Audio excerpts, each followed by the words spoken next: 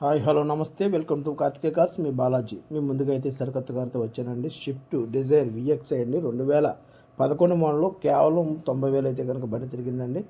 బండి అయితే కనుక బాగుంది.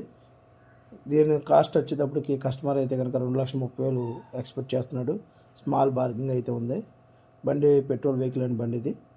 బండి ఇన్సూరెన్స్ అది లేదండి. బండికి సీట్ కవర్లు, బండి ఓవరాల్గా టైర్లు అయితే కనుక అంతా కూడా బాగానే ఉంది.